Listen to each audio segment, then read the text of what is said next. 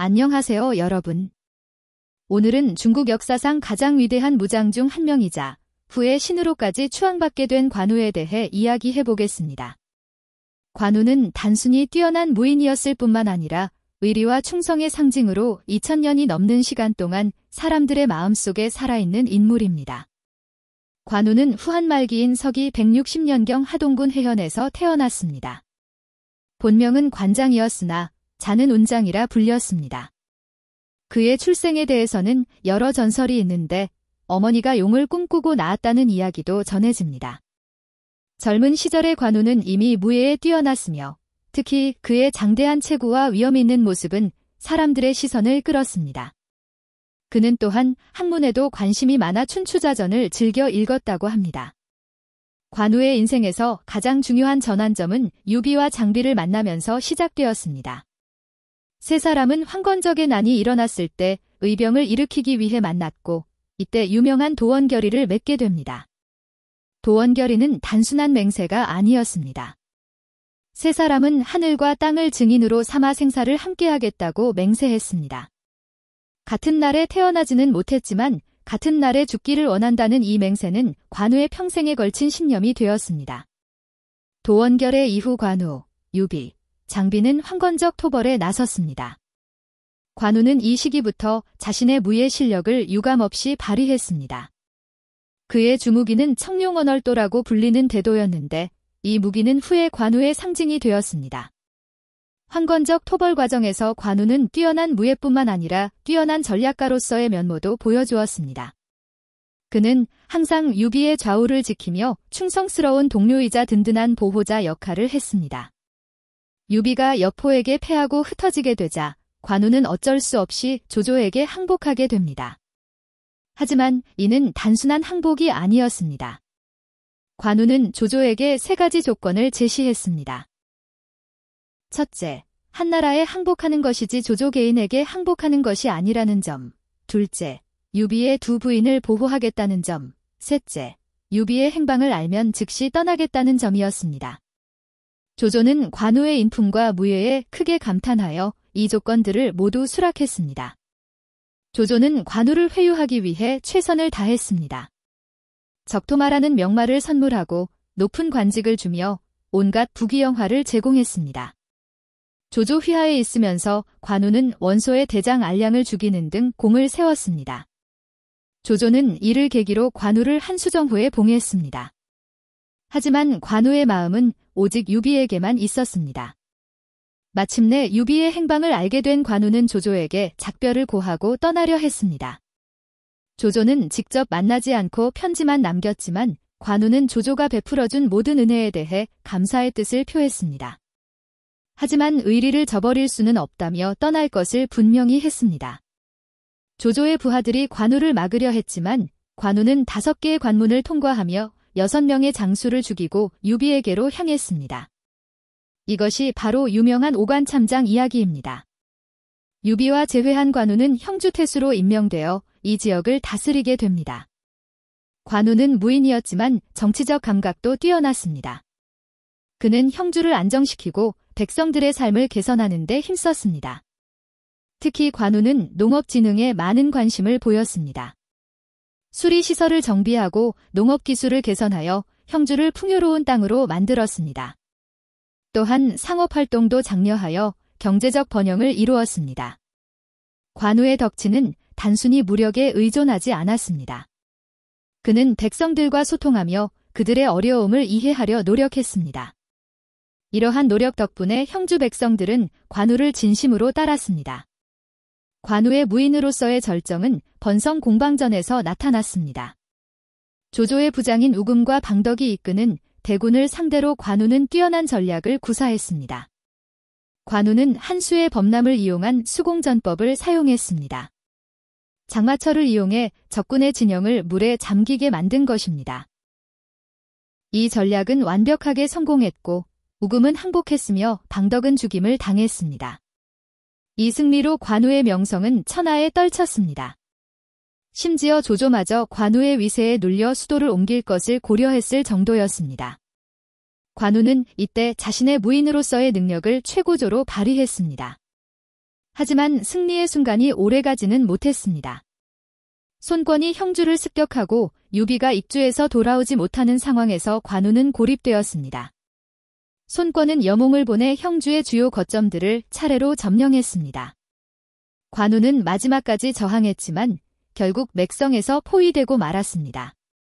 탈출을 시도하던 중 손권의 부하들에게 붙잡힌 관우는 항복을 거부하고 당당하게 죽음을 맞이했습니다. 죽음을 앞둔 관우는 두려워하지 않았습니다. 그는 자신의 신념과 의리를 끝까지 지켰으며 유비에 대한 충성을 저버리지 않았습니다. 이러한 관우의 최후는 후세 사람들에게 깊은 감동을 주었습니다. 관우의 죽음 이후 그의 명성과 덕망은 더욱 높아졌습니다. 사람들은 관우를 단순한 역사 인물이 아닌 신적 존재로 여기기 시작했습니다.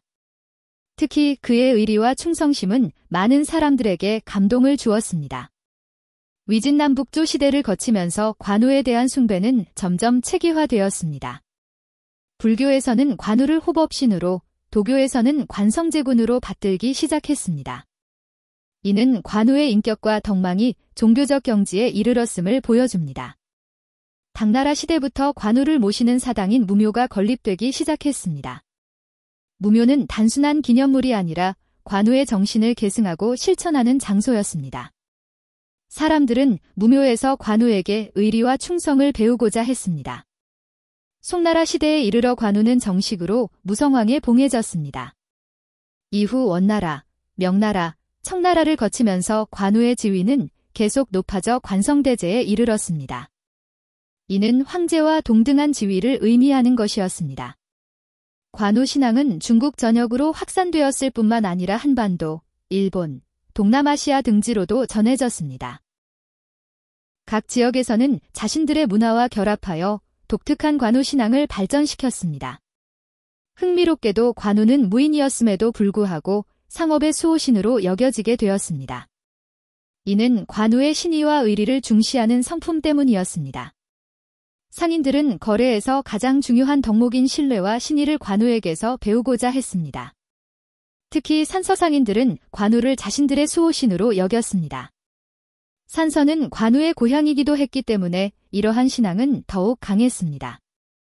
상인들은 관우의 정직하고 신에 있는 성품을 본받아 상업활동을 했습니다. 현재까지도 중국의 많은 상점과 회사에서는 관우의 상을 모시고 있습니다. 이는 관우가 단순한 역사 인물을 넘어 현대인들에게도 여전히 의미 있는 존재임을 보여줍니다. 관우는 역사 기록뿐만 아니라 문학과 예술 작품에서도 중요한 인물로 그려졌습니다. 특히 삼국지연의에서 관우는 이상적인 무인의 모습으로 형상화되었습니다. 소설에서 관우는 용맹하면서도 지혜롭고 충성스러우면서도 의리를 중시하는 완벽한 인물로 그려졌습니다. 경극에서 관우는 붉은 얼굴에 정직하고 충성스러운 인물로 등장합니다. 그의 위험 있는 모습과 청룡 언얼도는 경극의 상징적 이미지가 되었습니다. 관우를 주인공으로 한 경극 작품들은 지금도 많은 사람들에게 사랑받고 있습니다. 회화에서도 관우는 자주 그려지는 소재였습니다. 특히 독서하는 관우의 모습은 무인이면서도 학자적 면모를 지닌 그의 특징을 잘 보여줍니다. 이러한 작품들은 관우의 다면적 인격을 표현하고 있습니다. 현대에 와서도 관우의 정신은 여전히 유효한 가치를 지니고 있습니다. 의리와 충성, 신의와 정직은 시대를 초월한 인간의 덕목입니다. 특히 신뢰가 중요한 현대사회에서 관우의 정신은 더욱 의미가 깊습니다. 기업 경영에서도 관우의 정신이 주목받고 있습니다. 장기적인 관점에서 신뢰를 바탕으로 한 경영은 관우의 신의 정신과 맥을 같이 합니다. 많은 기업가들이 관우의 정직하고 신에 있는 자세를 본받으려 노력하고 있습니다. 개인의 인간관계에서도 관우의 의리 정신은 중요한 지침이 됩니다. 친구와의 우정, 가족에 대한 사랑, 직장에서의 동료애 등 모든 인간관계에서 관우의 정신은 소중한 가치를 제공합니다. 관우의 영향력은 중국을 넘어 동아시아 전체에 미쳤습니다. 한국에서도 관우는 관황이나 관성제군으로 불리며 숭배되었습니다. 특히 조선시대에는 관우를 모시는 관황묘가 각지에 건립되었습니다. 일본에서도 관우는 카누라는 이름으로 알려져 있으며 무사도 정신과 연결되어 받아들여졌습니다. 베트남, 태국 등 동남아시아 국가들에서도 관우는 중요한 신앙의 대상이 되었습니다. 이러한 광범위한 영향력은 관우의 정신적 가치가 문화와 국경을 초월하는 보편성을 지니고 있음을 보여줍니다. 각 나라에서는 자신들의 문화적 맥락에 맞게 관우를 이해하고 받아들였습니다. 관우에 대한 숭배는 단순한 우상 숭배가 아닙니다. 그것은 인간이 추구해야 할 이상적 가치에 대한 열망의 표현입니다.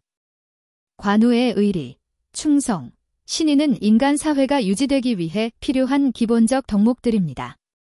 유교적 관점에서 관우는 인의의 지신의 덕목을 완벽하게 체현한 인물로 여겨집니다. 특히 의와 신의 덕목에서 관우는 최고의 모범을 보여주었습니다. 이는 관우가 단순한 역사 인물을 넘어 도덕적 완성을 이룬 성인의 반열에 올랐음을 의미합니다. 도교적 관점에서도 관우는 인간이 수행을 통해 도달할 수 있는 이상적 경지를 보여주는 인물입니다. 그의 정신적 완성은 많은 사람들에게 수행의 목표가 되었습니다. 관우는 후한 말기의 한 무장에서 시작하여 중국 역사상 가장 위대한 인물 중 하나가 되었고, 나아가 신으로까지 추앙받는 존재가 되었습니다. 이는 그의 뛰어난 무예 때문만이 아니라 그가 보여준 의리와 충성, 신의와 정직 때문이었습니다.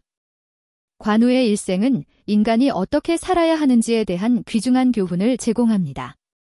그는 어려운 상황에서도 자신의 신념을 굽히지 않았고 죽음을 앞두고도 의리를 저버리지 않았습니다. 이러한 관우의 정신은 오늘날에도 여전히 우리에게 깊은 감동과 교훈을 줍니다. 2000년이 지난 지금도 관우를 기리는 사람들이 있고 그의 정신을 본받으려는 사람들이 있다는 것은 진정한 가치는 시간을 초월한다는 것을 보여줍니다. 관우는 단순히 과거의 인물이 아니라 현재도 살아있는 정신적 지표인 것입니다. 여러분도 관우의 정신을 통해 의리와 충성, 신의와 정직의 가치를 다시 한번 생각해 보시기 바랍니다. 그리고 이러한 가치들이 우리 삶에서 어떤 의미를 가질 수 있는지 깊이 생각해 보시기 바랍니다. 오늘 관우에 대한 이야기가 여러분에게 의미 있는 시간이 되었기를 바랍니다. 다음에도 더 흥미로운 역사 이야기로 찾아뵙겠습니다. 좋아요, 구독 부탁드립니다. 감사합니다.